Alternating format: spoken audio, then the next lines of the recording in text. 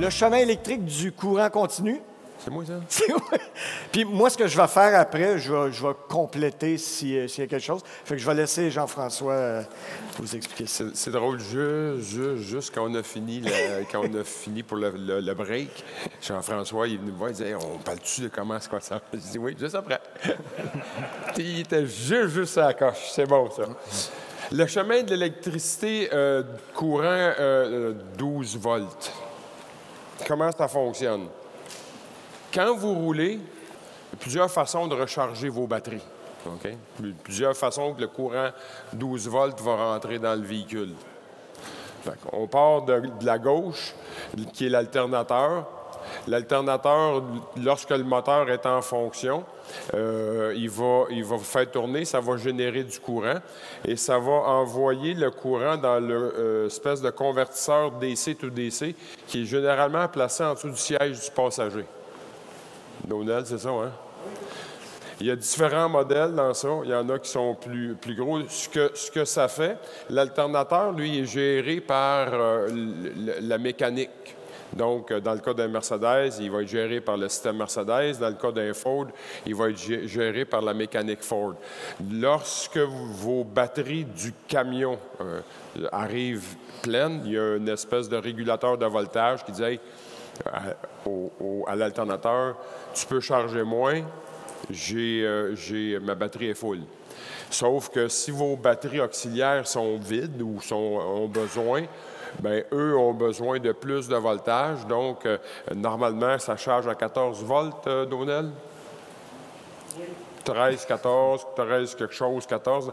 Donc, le DC to DC va prendre le courant qui arrive de l'alternateur, va l'amener à un voltage supérieur pour pouvoir recharger vos batteries. Fait que si c'est des batteries au lithium, vous avez de l'ajustement, j'imagine. 14,6. Et tout ça se fait à partir du DC. Et vous n'avez rien à toucher là-dedans. Là. Je fais juste vous expliquer le chemin que ça prend pour se rendre aux batteries. Dans le fond, vous allez voir, c'est pas tous les légers qui ont un DC to DC. Les anciens modèles ont un système de solénoïde. Oui. C'est ça. Fait à ce moment-là, il y en a qui vont dire « Ah, moi, quand je roule avec mon véhicule, ça charge beaucoup plus vite, justement parce que c'est branché direct sur l'alternateur. Puis le DC to DC, lui, va limiter l'ampérage pour envoyer aux batteries. C'est un peu un chargeur intelligent, comme je parlais tantôt. Il va avoir trois modes. C'est ça. Fait que lui, il va protéger vos batteries en même temps. Fait que ça, c'est un peu un diagramme qui est récent. Dans le cas où vous n'auriez pas de DC to DC, vous faites une mise à jour pour des batteries au lithium, ça va vous en prendre un en dessous du banc parce que vous allez envoyer trop d'ampérage à vos batteries. Là. Fait que c'est là que ça change. Là.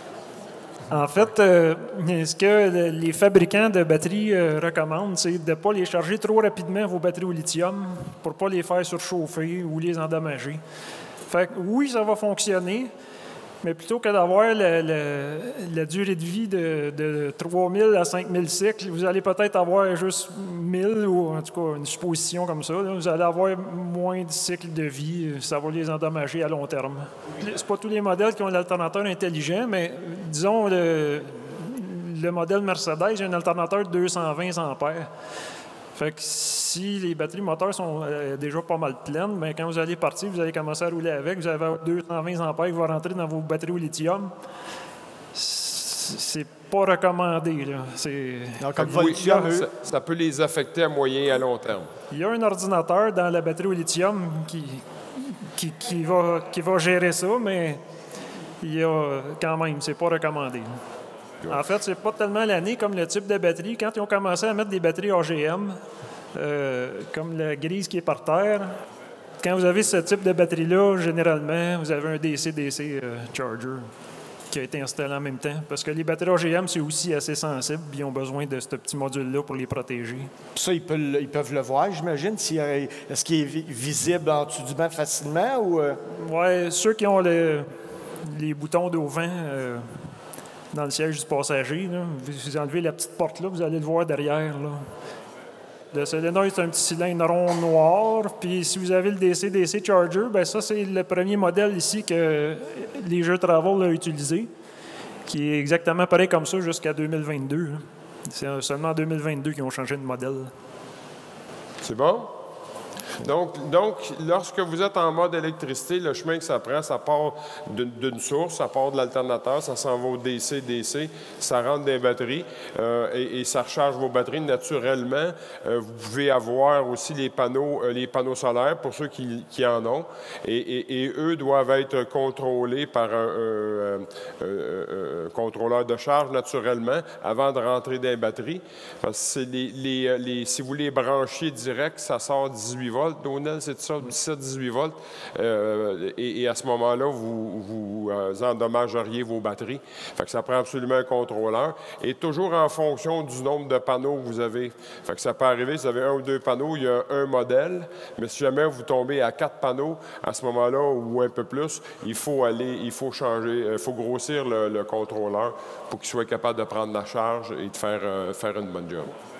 Fait que c'est important Et naturellement, le chemin d'électricité, bien, on part d'alternateur, ça s'en va aux batteries et ça va alimenter votre panneau électrique. Et naturellement, ça n'alimente pas les breakers 110, ça alimente juste les fusibles 12 volts. Et naturellement, après ça, des fusibles, bien, ça va alimenter vos éclairages, vos lumières, tout ce qui a besoin de courant 12 volts pour fonctionner. Puis la chaufferette, même si elle fonctionne au gaz propane, elle a la fan qui tourne pour propulser l'air à l'intérieur, bien, elle a besoin du 12 volts, même si elle fonctionne au gaz. Et pour ceux qui l'ont sûrement vécu à un moment donné, la fan, elle tourne, il n'y a pas de chaleur qui sort. Pourtant, la fan, elle tourne, puis j'ai du gaz, puis tout mon poêle, il marche. Mais si la fan qui tourne dans votre chaufferette ne tourne pas assez vite, il y a une espèce de petite, on appelle ça une sail switch, nous autres, donc une petite micro-switch qui fonctionne avec le vent, que la fan va générer, mais si la fan ne tourne pas assez vite, mais la switch, elle reste en bas et elle n'active pas le propane. C'est une sécurité. Il fait fret dans mon motorisé, la fan en marche, je pars la génératrice ou pars le moteur, puis ça va se placer. Là, y a-t-il d'autres choses là-dedans? Oui, j'ai 2 petits points. Dans le fond, certains véhicules les plus récents, ils ont la protection contre le bas voltage. Si votre batterie descend en bas de combien de volts environ? Supposé de 11,8. 11,8, qui est à peu près 50 de votre capacité de la batterie. Là, à ce moment-là, vous vous retrouvez, il n'y a plus aucun un appareil 12 volts qui fonctionne. Fait que ça protège vos batteries, dans le fond. Pour les plus vieux modèles, il n'y a pas ce module-là. Bien là, à ce moment-là, vous descendez vos batteries plus basses, puis vous allez les endommager. Ceux qui n'ont pas ces petits modules-là, tu peux drainer. Il n'y a rien qui vous empêche de drainer une batterie à 0. C'est juste le cycle de vie va diminuer tout simplement. Là.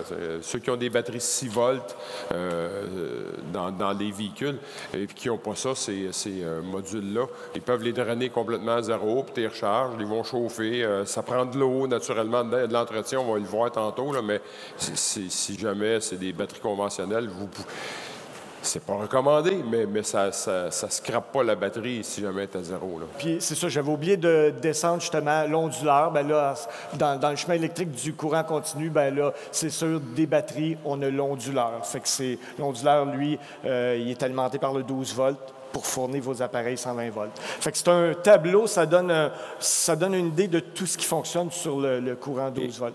Et l'onduleur, je l'ai dit tantôt, je vais vous le répéter juste pour être certain que c'est bien compris.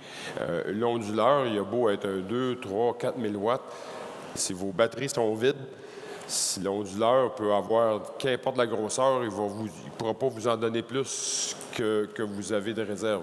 Et je peux avoir un motorisé avec une tank de 200 gallons, mais si elle est vide, j'irai pas loin avec. Fait que souvent, j'essaie de faire c'est pas trop des belles comparaisons, là, mais quelque part, l'ondulateur va te donner ce qu'il y a de capacité dans les batteries. C'est vraiment de la gestion d'énergie, là.